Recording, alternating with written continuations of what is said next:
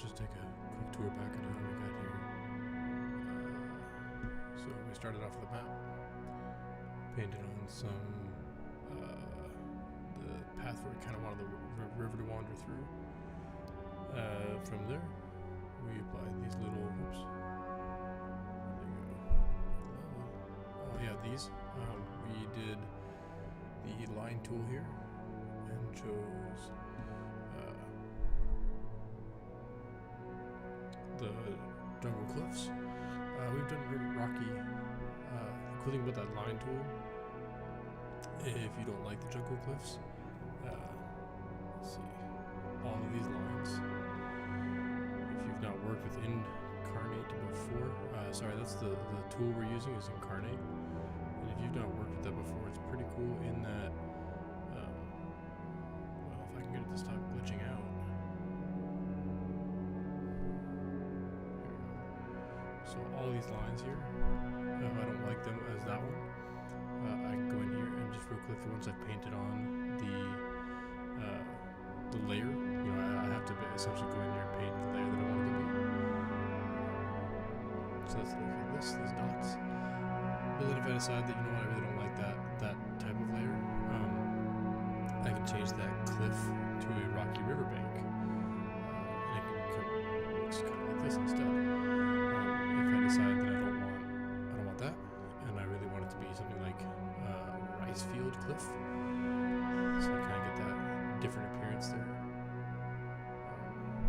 Some of these layers are really great, some of these lines are really great. Sometimes you can get some unexpected great ones. You know, they suggested this is a desert cliff, but it doesn't have to be. You know, you can make it whatever you want it to be. So I'm gonna go back to what I had it as. I don't have to repaint these every time, which is pretty cool. Like I don't have to go in and burden myself with repainting and relayering. I used to do this in the most painful way possible, just as like a preview as to how much I used to hate my life. I would go in and do.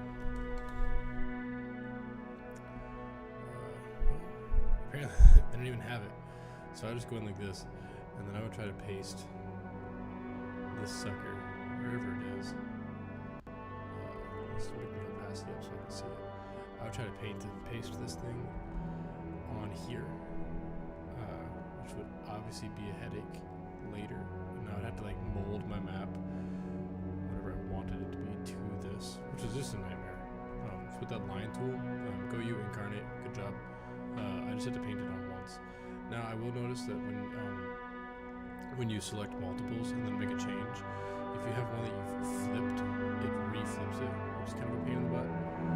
So my cliffs are all facing towards the land instead of towards the water. So I just have to go back and find those ones. Change them myself. So not a big deal. Still a huge time saver.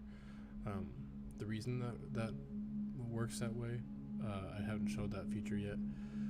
The reason that works is when you paint on a line. Let's find one that's a little bit more obvious here, like a steep cliff. When I paint the line going this way,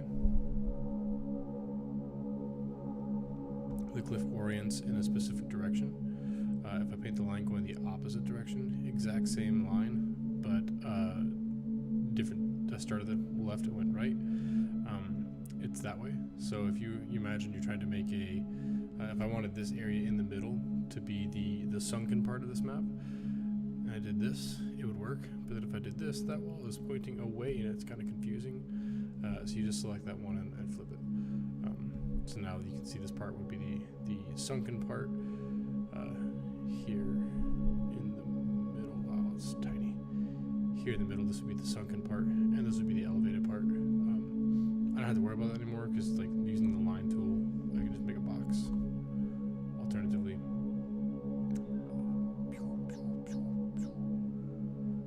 box. Oops. Or flip it. So I like it. Good job, Incarnate. That would be incarnate.com, ink with a K. Here I have the. I can actually show. They don't give me money to talk about them, but they are pretty useful, so I'll leave that up there in case anybody wants to try it. I recommend it. Works well for me. Okay, continuing on. So after we did that, we got our cliff walls in there. Apparently I have them up on the 0 layer. I wouldn't normally do that. I would normally have them be on the bottom. So I can just select everything that's on the 0 layer.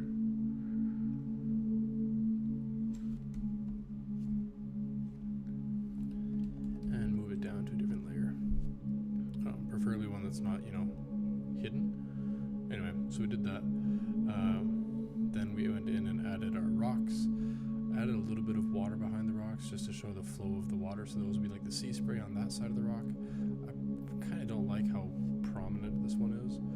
So I could go in there and I've got a couple options. I can either turn down the opacity and make it a little bit less obvious. Oops, don't do that.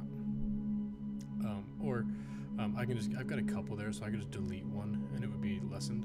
And then on the trailing end of all the rocks, I have some sea spray coming out. Now I'm using a few different, I'm using inappropriate stamps.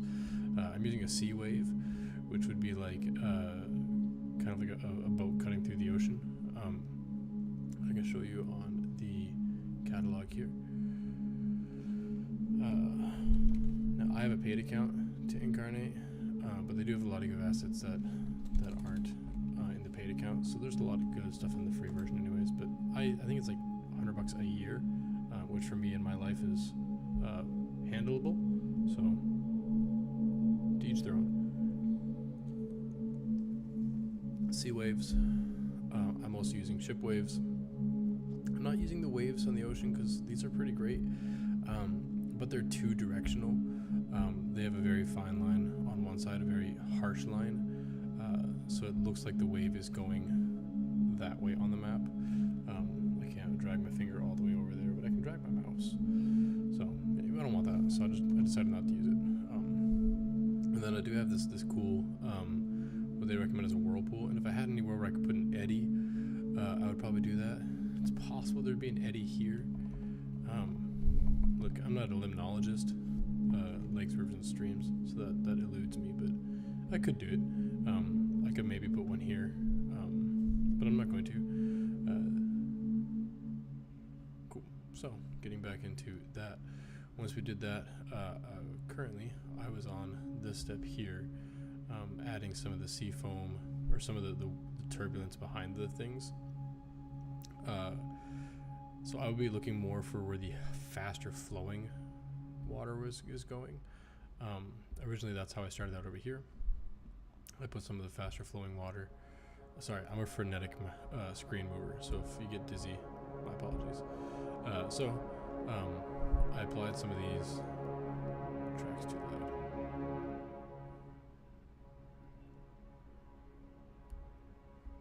Yikes. It's loud in my ears.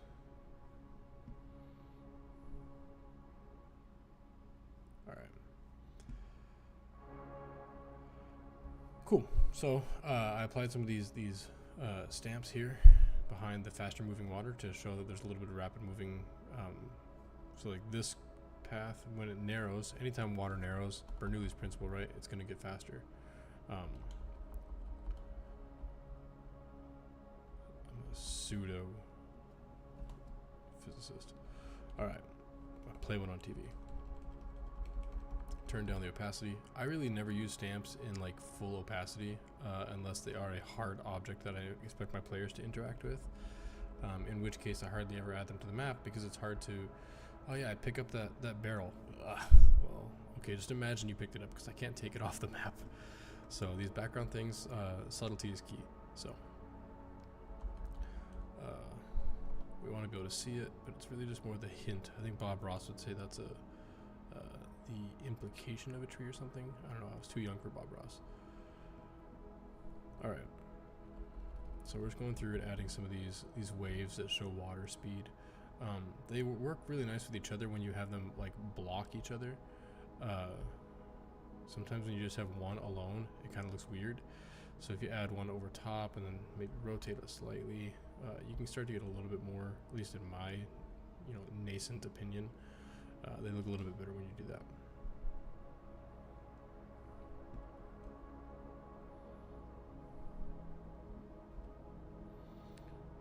So this is for our Sunday campaign for Tomb of Annihilation.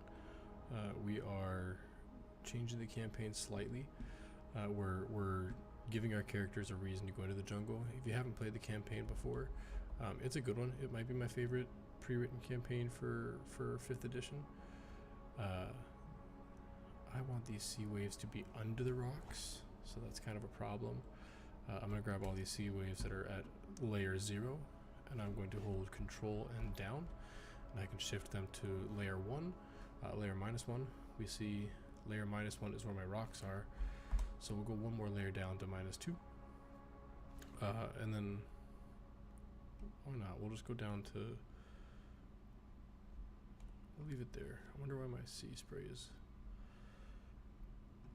below the rocks. The sea spray should be above the rocks because that's, they're splashing up on the rock, so that's not ideal. See how we've got this clipping where the rock is blocking the sea spray? It's not that bad, and it kind of shows like a turbulence of the water like leading up to the rock, but we want that water to come up on the rock, so we're going to grab all of our sea spray. Now I can right click and I can select all stamps like this, so all sea spray stamps will be selected. The problem with that is I can't like control up or control down. I have to go punch in their actual layer. So I see the mossy rock is -1, so I'll just go up here and put all my sea spray on layer 0, and then notice that pops up nice and big on top of the rock there. So it's a little bit easier to see the sea spray, and we're just using that to hint at the speed of the water coming through these parts here. All right. I am getting a little bit concerned that I'm going to start grabbing these river banks and accidentally moving them. Notice every time I pull my mouse up here, I've got this white box, and that's asking me to select my river bank. So I'm just going to select all my river banks. Again, I can right click all lines of this style, and I missed this one. I wonder if that's because those are the two that are flipped inverse. So we'll just do riverbank to riverbank. I'm holding shift, clicking the first and then clicking the last, and then we're just gonna lock those. Lock. Now when I go up there, I can't accidentally move those and tear the map apart. I do notice that this one here, this is backwards. It looks like the water is higher than the land. That's not what we want. So we're gonna try to go in and find out which one that is. Ideally, we wouldn't have to do this if I had set it up properly from the first time. Alright, that one there. Because I locked them, I can't go to the map and directly select it. So I have to go over here. I can either unlock them all. Let's do that. Let's just be nice and short about it. Unlock. That didn't work. Unlock. Then we'll grab this one. We'll flip it using the flip vertically. The horizontal doesn't work. It changes the orientation of left to right on the stamp, but not vertical. So we want vertical. And then we'll get all those and lock them again. Okay. Cool. So we're going back in, going back again to see. We're just again adding some of these subtle stamps here for water mobility, or like the turbulence of the water. Now again, we want to make sure they're under the rock layer. So I'm on layer -2, and my rocks are on layer -1. So we're good. I don't want to put this directly behind it, because this is honestly the space where the eddy we would expect to see an eddy is directly behind that rock. So I'll probably actually go in and pull some of these sea foams out from behind the rock. So like this one, I don't want that, because the likelihood of there being turbulent water directly behind the rock in the direction of water flow is a little bit, less realistic. And we're going, again, as I mentioned earlier, like subtlety is key. We don't want to, it is a magic world, so if you ever, if your players are being, it's not real, yeah, it's magic. There's a term that I used to use in my campaigns that explains my feelings on that. I can't say it here. It's not appropriate. It's a family show. Okay. We'll get those sea foams in here. And again, sea spray. Sorry, sea spray. This is not what this layer, not what this stamp is intended to be used for, but it works really well for me, so I use it. Now, the river bank itself should be able to create some of this turbulent flow, but my fear here would be oversaturating the map with detail. So I might skip on that. Also, my cliffs are a very low layer. So if I turn the opacity up, this would be a good example. If I turn the opacity up, the sea spray is coming up over the cliff, which I don't really want, because that's not realistic. So if I drop it all the way to the bottom, well, now it's underneath the cliff and I can't see it, which again is not what we want. Where did that actually go? Oh, that layer's hidden. So I could do like this, and I could leave that back behind the cliffs. I don't like to. I think it's just going to muddy up the map, and ultimately my characters aren't here. My players aren't here to see map art. They're here to play D&D. So this is really kind of more for our satisfaction than it is theirs. Again, all these sea sprays. Some of the sea spray we want to be on top, and some of the sea spray we want to be on bottom. That's the problem with doing this thing where you select all tokens like this.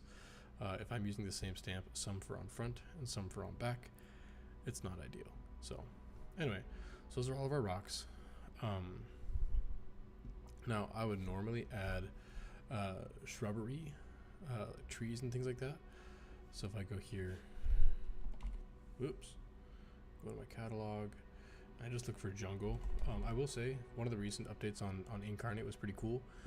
They went back and categorized all of their stamps, so you'll see the same stamp in multiple different places. One, broken down by types of terrain.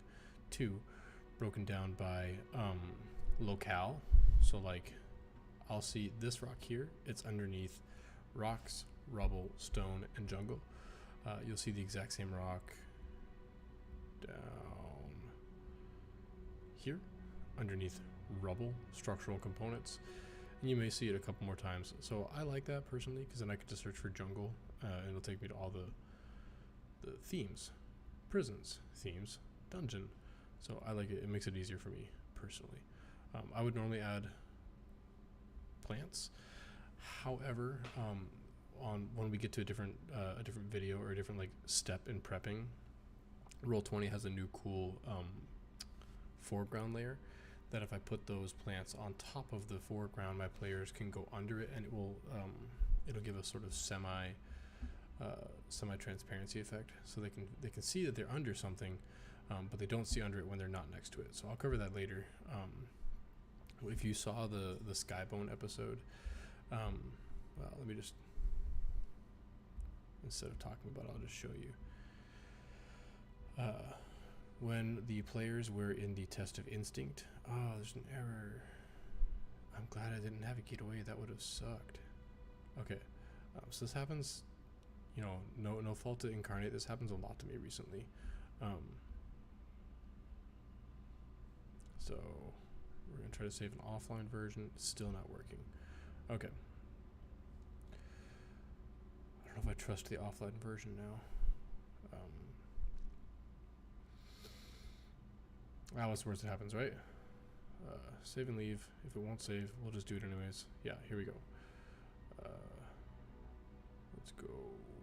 Return.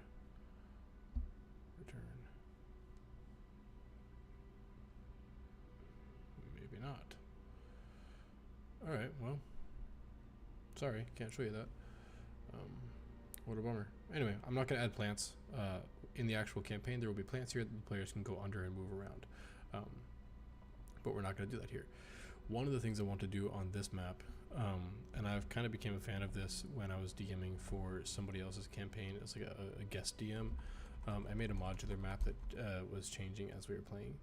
So they were in the sewers, and I didn't really get to, the players outsmarted me as the guest DM, so I didn't really get to explore it greatly. However, I had a map that would change height of the sewage in the sewer level. So I was planning on, isolating the players that way. It didn't work out as intended, as it never does as a DM. Go figure. However, I would like to try it here. So what we're going to end up doing, the water comes, let's try to show that there's more water. The water's coming from multiple directions at this point. So this rock, we'll give one here. We won't give the splash because it's not coming. It's more like a tangential flow on the other side. So we'll go back and we'll do these ones here. I want a little bit stronger of a presence. And then it looks like the left is supposed to be the flow. So we'll flip it. Yeah.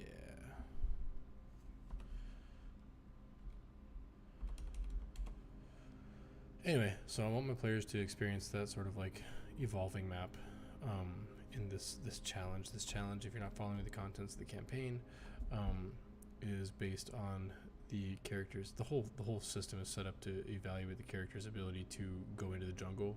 There's a guild that is opening up travel back into the jungle. It has been blocked for some great amount of time, and now they are finally allowing people to go back in. This is part of their evaluation to do so.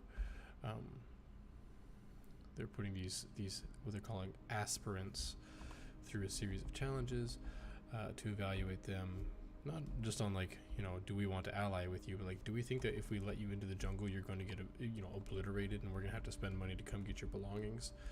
We don't want to do that. So they're kind of like measuring the applicants or the aspirants on their ability to go into the jungle rather. So that's where the campaign kind of is set around right now. Obviously, we will get into the Tomb of Annihilation content later, but much later. I feel like, though it is one of my favorite campaigns, it has, in my opinion, rushes the characters into a very fast-paced, like you're not allowed to slow down and enjoy being in Chult, because they set you off where like, well, your patron is dying. They have the withering curse, and you have 7 days before they like expire completely. So your characters they go to Chult at an absolute like breakneck speed. I noticed I have some clipping here. I used that term probably incorrectly. It's where my mask is bleeding through. So what is ground and what is not ground. That often happens when you either change the weight of your effects, and I'll show you what I mean by that. My ground has some effects. I can either give it a stroke, and this would be this brown that goes. So when you add land, we'll just add some land. It looks like this. So that stroke there, that stroke brush effect, I can turn that off, and it becomes raw. I can give it the outline. The outline's kind of hard to see, especially when it's set to 0. So the outline, notice there's a little bit of a glow effect coming out of my land now. I can change that to be red so we can see it easier. So that would be the outline there. There are shadows that I can put on the outside or inside. So there's a great deal of depth that's given with that shadow. You can make the shadow darker for a little bit more gravitas to your map. And then the inner shadow, this would be the shadow inside of the edge. So the outer shadow would be between the edge and the background. Note. And the inner shadow would be between the ground and the foreground. Frankly, I don't really like any of them. I feel like it works just fine without them. It's got more contrast, it's got more pop. So I typically do things like that. However, when you change those settings, occasionally you can, like right here, I notice there's a gap, like the land is coming over past the edge. So I just get rid of it. The shortcut for this is M. M is what pulls up your mask layer. To add, you want the green. To subtract, you want the red. That's pretty intuitive. I feel like if I have to explain that, then we're in trouble. Notice the splash marks. I don't have as many splash marks here, so I may want to add some there so I get more consistency across the map. So I'll go and grab one here, because I know these already have the right opacity. I know they're already on the right layer, and they're roughly the approximate angle I want. So I can just go and grab them instead of having to reprogram all of that. I do feel like it's a little bit too opaque, because this one has a lot of flow coming through here, hitting a rock. This one is kind of getting blocked by this rock, kind of getting blocked by this rock, and there's 3 paths for the water to go down. So I feel like maybe this path would have a little bit less flow. It's not like I'm just making it up, truthfully. Like, players have never complained about my maps. They've also never really, like, complimented them. So I'm doing it for me, which I feel like a lot of D&D is that way. Do it for you, you know? Because a lot of being a DM is not thankless, because there's a ton of thanks. But if you want to invest extra hours into it, it's 100% for you. Your players will enjoy it and they will appreciate it, but they may not express it because there's other things they're thinking about, you know, their game and stuff like that. So if you're doing it for their thanks, you're doing it wrong. Do it because you like it. Okay, so we're gonna add some this flow coming off of the rock there. We're gonna turn the opacity down a little. I like the opacity low because it gives me the option to put another one next to it. I don't like to put the same one twice. So we'll change that. So if I put another one immediately next to it, it just gives it more dynamicism. That's not a word, but it just makes it more dynamic. Typically water flow will come off these jutting edges here. That's how you get wandering streams, and eventually this and this will connect, and it will be a straight line, and that's how you get this little lake with an island over here. That's straight up limnology, the studies of lakes, rivers, and streams.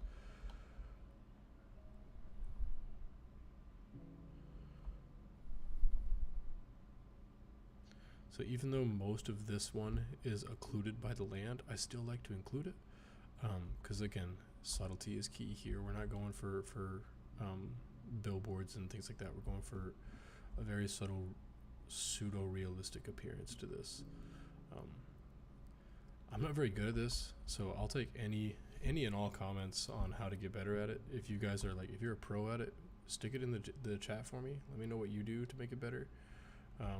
You know, your preference for what tools you use, what your workflow is. My workflow, if you can't tell, is chaotic because I am a squirrel brain. So I'll take all the advice I can get. We have something we say in healthcare that none of us are as smart as all of us. I kind of run with that throughout like all of my life.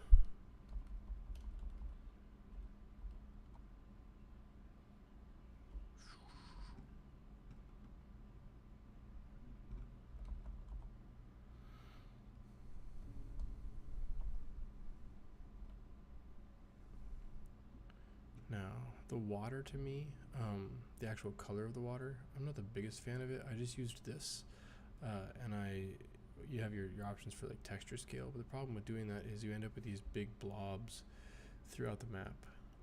So what I'll probably end up doing is multiple blobs at different opacities, and then I'll just hit the fill button right here, so I can slowly fill out different amounts of, so I'll change the scale again. I'll turn the opacity down even farther and hit fill again. I don't have to do this. I could be very, very intentional about it, but this is kind of the cheap and dirty way for me to get more, at least in my opinion, to get more subtle variations. So I don't have these hot spots popping up anymore. I'll change the texture scale to a place where that doesn't have the hot spot. So now I've got only one small little thing there. Then I'll go in with my brush at a lower opacity, again somewhere in like the 20s or 25s. Every brush stroke is going to compound that, so I will just paint over the higher spots and then go on over it again, and this time I won't cover the exact same area. I'll cover a different area, and I'll slowly work that hot spot out, unless I want to have that hot spot there. And by hot spot I mean like it's a much brighter color. Similarly, like this area here and this area here are darker than the rest of the map. Now if it's a wider area, you know, maybe I believe that deeper color, But it's not enough to bug me. I'm going to take note of it so that if I decide to change it later, I can. So the idea of this map here is the characters are going to be thrown out into a challenge called the Trial of Initiative, where they have, I'm not going to say what they have to do, we'll see that on the stream, but they have to accomplish a thing, and they're going to be running with their like foil or rival group called the Emerald Claw. They're going to be they've decided amongst themselves that they're competing against them, and I've never said that. I just said that you were running next to them. They just did the Trial of Unity next to their again self-proclaimed like rivals. There's no like downed log here. That's disappointing. Now what I can do, let's try this. So if I wanted to put a log in the river, but I only want it to be partially occluding, like maybe I want to cut off this channel here. I want a much smaller log, but if I want to like prop that sucker in there, obviously logs don't have, in my opinion, there's no such thing as like transparent logs, whereas like water splashes can be a little bit more transparent. So I'd go with a much higher opacity on this one. And then if I wanted part of this log to be submerged, I'm really having a hard time getting it exactly where I want. So I'll place it and then drag it. But if I want part of it to be submerged, I can flatten this to the background and then get my paint. And because we know that we're just painting at a low opacity, makes some strokes over it. And if I go up different amounts, as long as I come from this other direction, that direction will always be the deepest.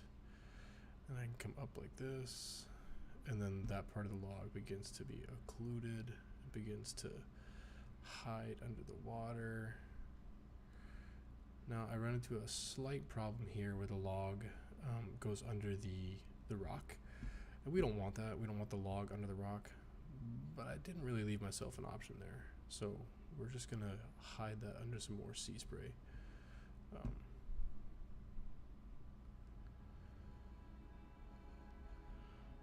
Which makes sense because, you know, that's a high point of turbulence as the river is coming down here. Now again, we described that this rough line here probably doesn't have much flow because it's getting deflected off this rock. It would come back in with the water tension. There's a tension in the water. As this bounces off over here, there's more volume over here, so it wants it to rebound back over there. It would then hit this rock maybe a little bit like this, which would be confusing, but this is how rapids formed, in my understanding. So, but we'll turn that opacity way down because this is just a small little splash. And we're gonna make it a little bit. So this is like darn near negligible and like almost impossible to see, but you and I will know it's there. That's what Bob Ross would say. He'd say this is the art that was secret. I think I remember that.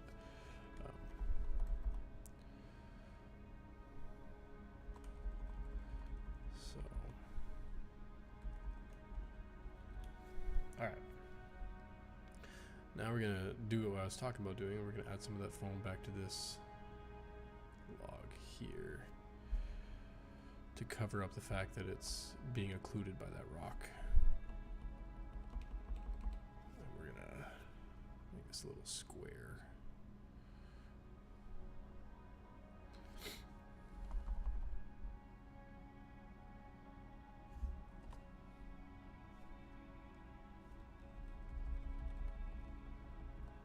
Alright, so when you're up close, of course it looks bad, but when you zoom out, it still looks bad.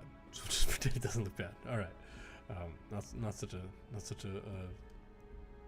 confidence booster there. Oh look, we still have this anomaly over here. Let's subtract that. Nice and easy. Alright, so this is the fun part.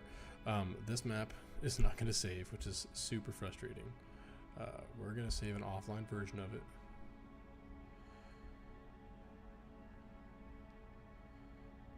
It's here. So how you make these offline versions work, we're gonna see if we can leave this map now. It wouldn't let us leave earlier. Yeah. All right. Control Shift R. We're gonna force this to reload.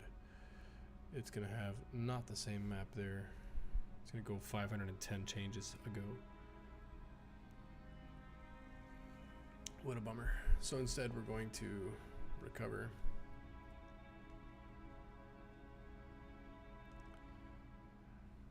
Nope, you did not recover. So we'll exit, load offline map, find the one that's most recent. Thanks Windows, don't ever show it to me like that again. Nope, details.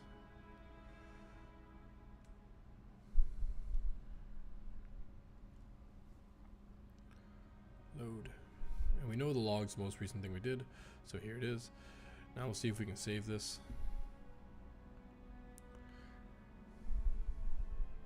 I wonder what's going wrong. That sucks. That does not make me feel good. Alright, so we will save as a clone instead.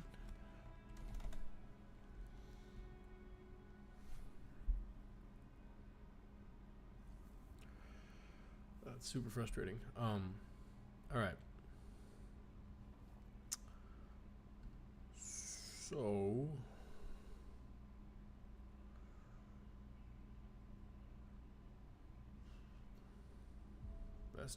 best option.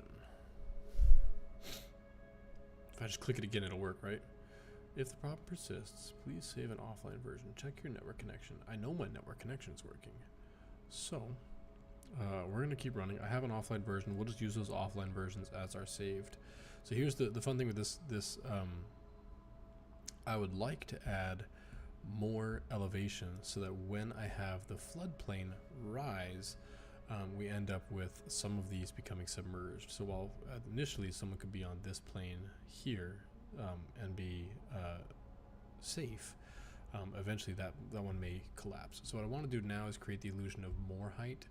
I want to create cliffs within cliffs so that like this area here has a higher elevation. What I did earlier before I started was I chose some of these lighter colored autumnal thing. I don't like the autumn leaves, so I eventually went with this one.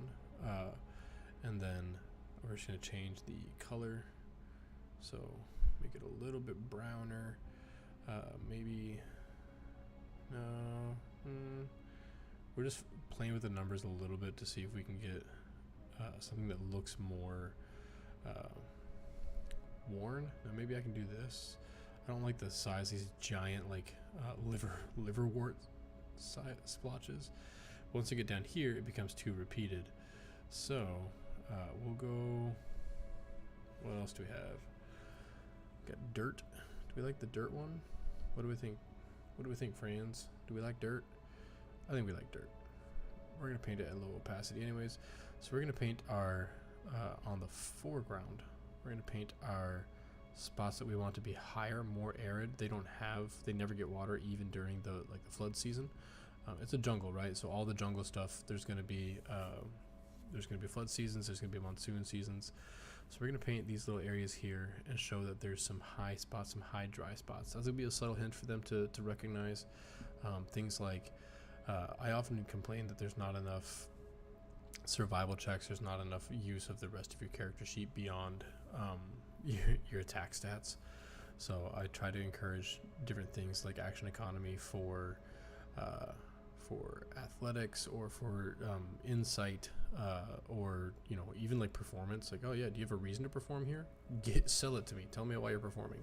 So we're gonna let things like nature or survival ring the bell here, where maybe they detect that some of these places are higher elevation. If that's not enough, we can go back to this tool again. And now that we're not on the riverbank, I'm gonna get off the rocky water bank one, and I'm gonna go with the craggy hills. And we're gonna build some hills around these higher areas. Now, I wonder,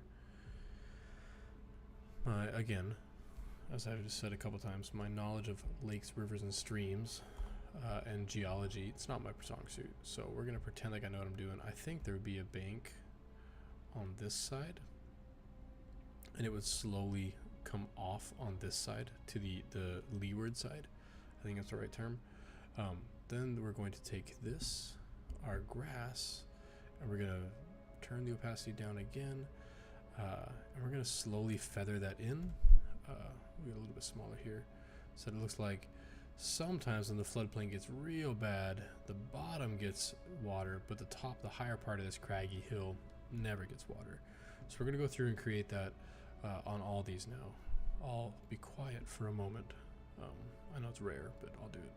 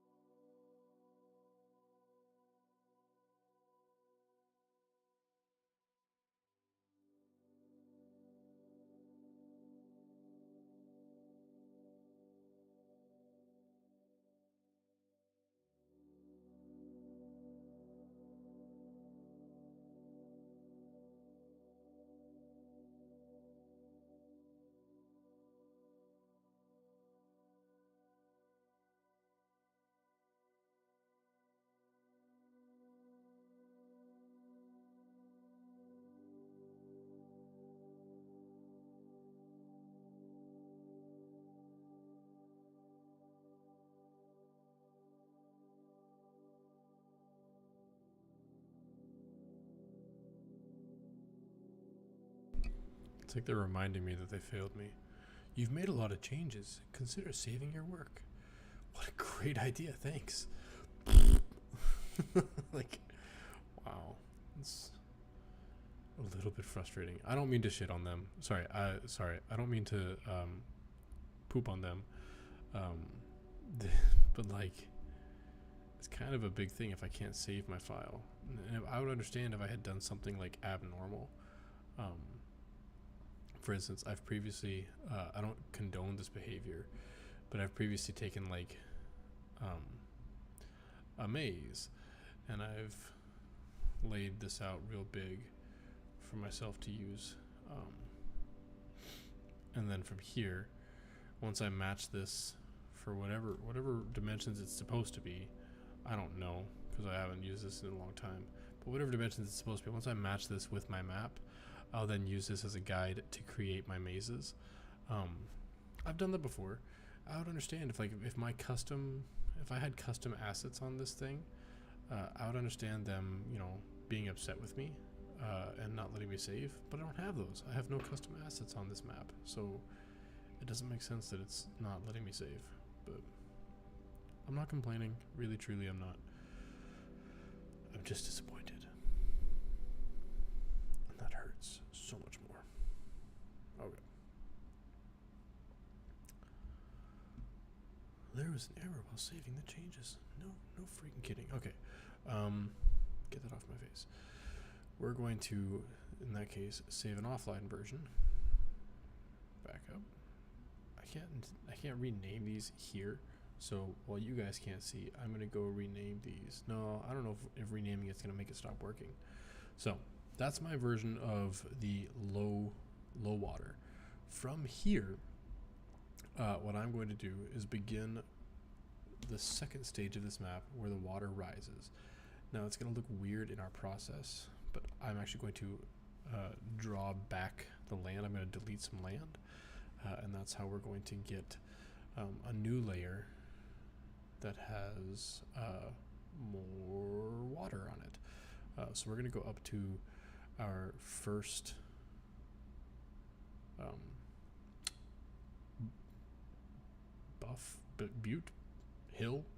craggy hill. So I'm just going to expand this. This land's going to go away. As soon as we do this, this is a low point. We've already identified that this is a very low point here. We're going to take that whole thing and it's going to butt right up next to these things. Those will become our new riverbank up here. We'll maybe leave this one so that it doesn't do that, but we're going to have them connect here. So this will give some dynamic elevations. Now I will have to pull off these, all of our edges. I will have to pull those off because I obviously don't want them to hang out there. So we're going to open this up to here. I may have gone too far on this first one because this is a lot of land that's getting taken away all of a sudden. Leave that connected. We'll pull this back to here. We'll just widen the river because it comes from the river. It's not going to come from the hill here. This river would extend further down into this hill. All of this, like this and this, I imagine the river would just take out those corners on its own. So some of our rivers are going to smooth out. This is going to smooth out because land is gradual. We're going to lose this island, but not this one. We'll leave it. We're going to lose pieces of this island. So we're just going for a dynamic look here. We just want the map to look like it's evolving. I often find that D&D combat it doesn't move enough. It's like a boxing match between, two welterweights. You just stand there and just punch each other endlessly.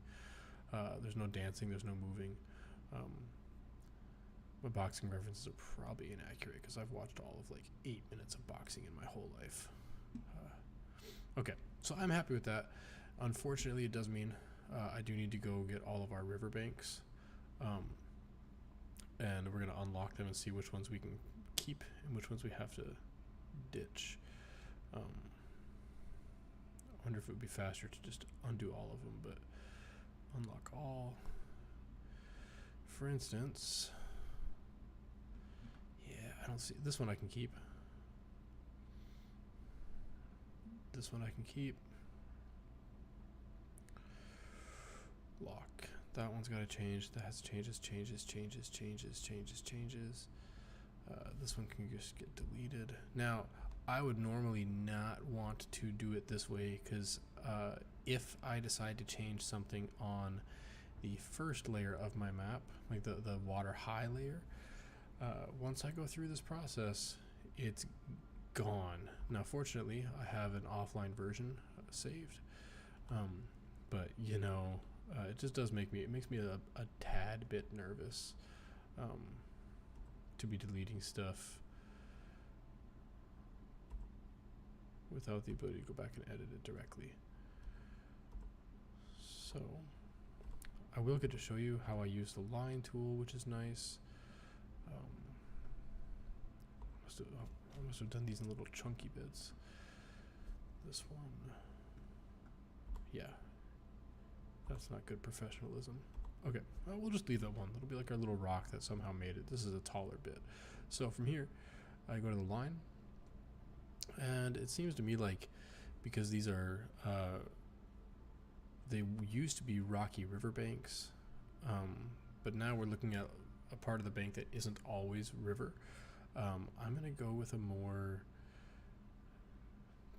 terrestrial rather than water. So let's just look for cliff and see what we can find for cliffs.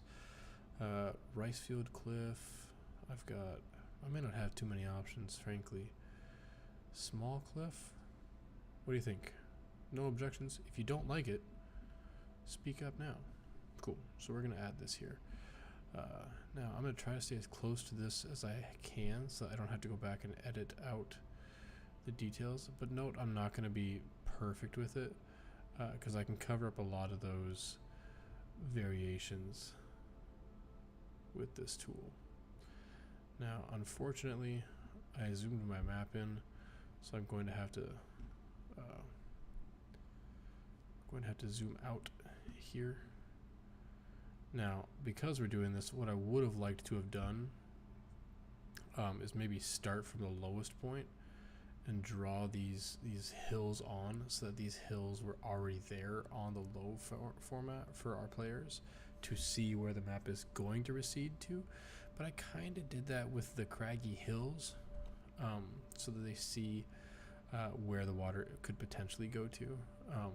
In the future, if I were doing this again, I would 100% do it from the top, from the lowest point of the water to the highest point, so that I could pre-place these cliffs so my players could see where it's going to recede to. But because I didn't do that, I have a couple options. I could either try to make it boggy where there is no cliff and it's just like the water has come up to. Maybe that's a better option. What if we should see what I can do to make that happen? Instead of having a hard defined line, it's more like a marshy sort of, oh, you know what we can do? Here. We will go with the water layer and we'll go to the foreground, whereas previously we were doing everything in the background. Now we'll get a very small, well, it doesn't matter how small we are, so we'll actually go less small. And we'll just slowly start painting. Now our objection is to lose that hard line.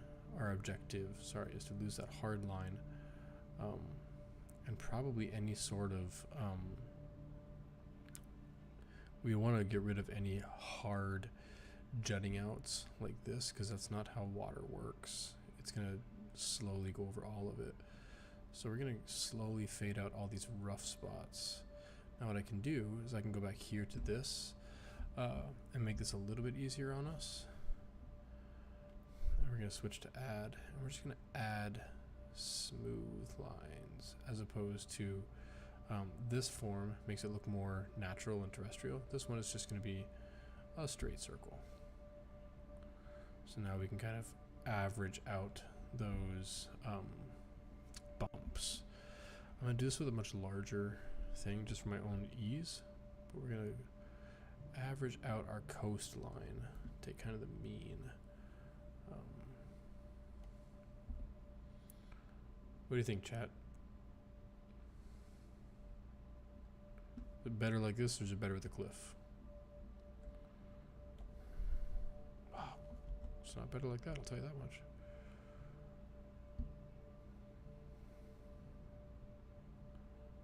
Yeah, we'll do it like that.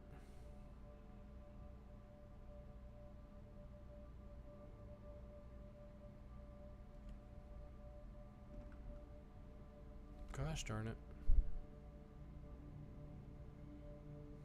Trying to start doing more things like this for DM prep work in our stream.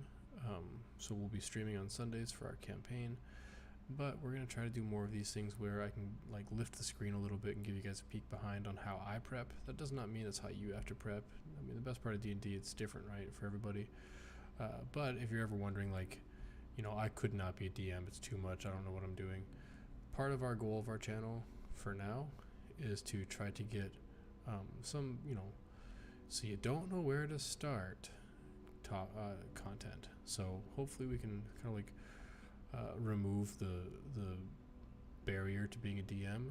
And if you already are a DM, you know, maybe help you become a better one by showing you that like we're not great at it, but we just keep doing it. And if you keep doing that, eventually you won't be as bad. So that's the goal of the whole channel, not just like my goal, but like that's why we're doing what we're doing. That's why we're doing the live play. That's why we're, you know, showing the behind the scenes of how to do the DM prep. On our Discord server, we have a lot of folks who want to play D&D, and not as many who can run as a DM, and that's kind of crappy. So we're trying to beat that. Introducing some tools and some conversations to help folks get over the initial I can't do it. So we're trying to stop that.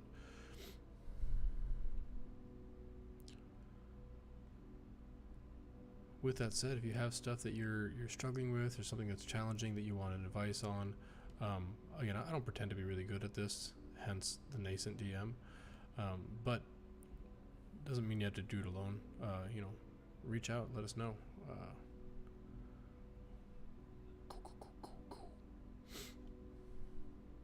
Ow.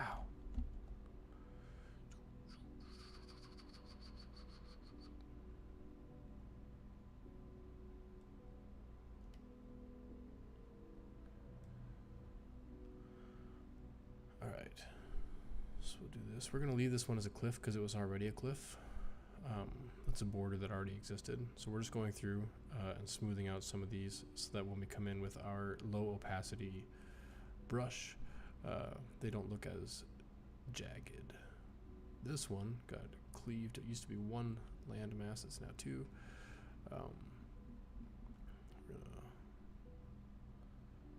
I try to do a mix of adding and subtracting, because if I subtract everything, all of my land masses will get exceptionally small, and if I add, all of my water will get exceptionally small. So I try to do a mix. Sometimes I subtract, sometimes I add. We're just shooting for roughly the same line here, but with smoother. So unfortunately, there's no way to do that like computer-wise. It has to be manual, but the other thing we can do, we can make this bigger, and that will give us a much more gradual. Unfortunately, I lose a little bit of control when I do that, so I like to keep it smaller and then just make the strokes myself. So, just an idea. Leave that there. Now it'd be really funny if I go back and I look at this and I see that I accidentally added landmass, so the water went up and more landmass just spontaneously appeared. Hopefully that doesn't happen. All right, so here we are. We're gonna get a bigger brush and we're gonna go back to the foreground, and our objective is to paint the water over the land. So do that like this. I'm gonna avoid doing that where I have a craggy line like this, because we don't want to lose our craggy hills. Now I can run into the issue where my two waters don't line up, so I'm going to switch to the background right here and blend that in. It might just be a better idea to preemptively match up our two water layers.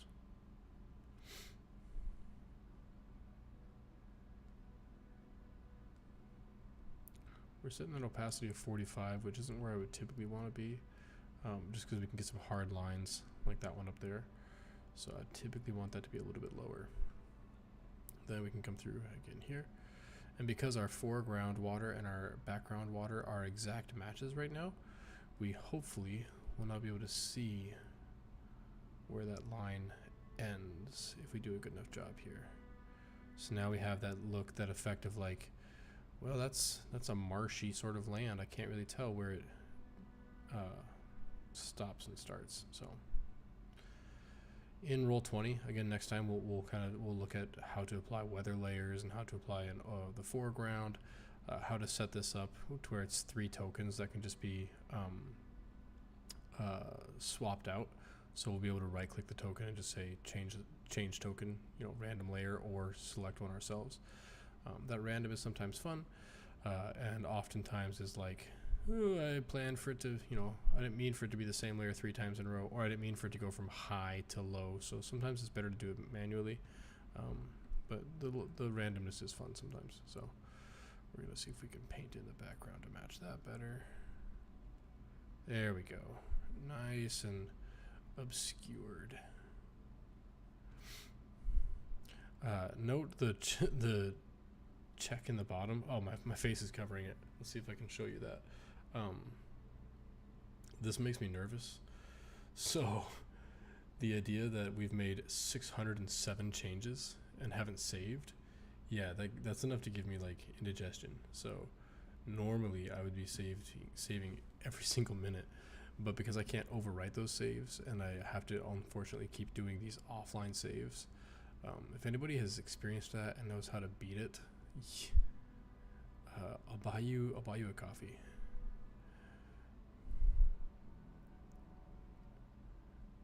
And that's legit. I'm not lying. I'll buy you a coffee. So gonna have that blend in there. All right, I'm gonna stop talking for a while.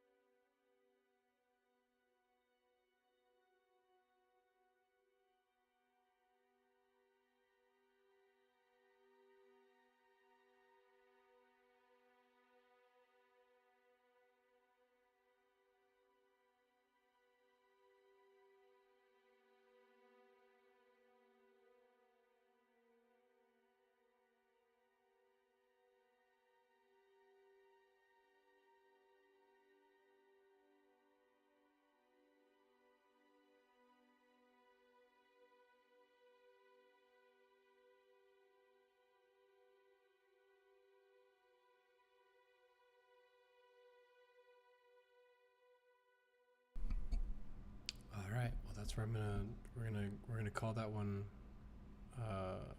almost ready to run. I'm gonna try to jump on before Sunday and show how I import these into Roll20, the changes we can make over there. It looks pretty bland right now, but you'll see as we start adding things like a rain layer, we add things like vegetation.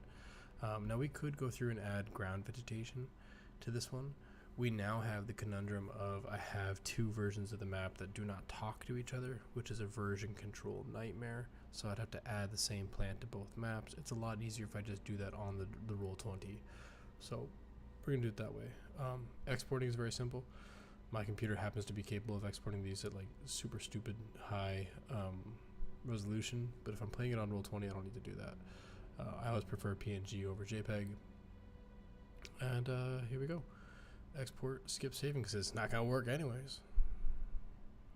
There it is, initiative 2. Then if we leave, well, let's just do this real quick. Let's offload, save an offline backup. Now we've got 14 offline backups right now, so that's gonna be a nightmare, but don't save, just leave. And if we load offline backup,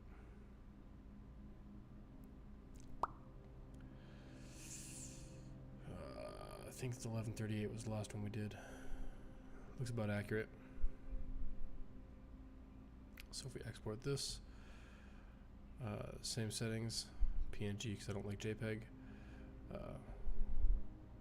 Here we go, initiative 2, 1. So we've got our 2 files there. Next time I'll show you how to import those to Roll20 and how to set up the foreground layer and how to lay on a couple of different effects that we have over there, like weather effects and things like that. And if we get far enough along, maybe we'll show the behind the screen on NPC prep and monster balance and encounter, alternative things like non-combat resolution and other things. If we don't get to it, join us on Saturday or on Sunday 8 p.m. and we'll talk about it then. So thanks.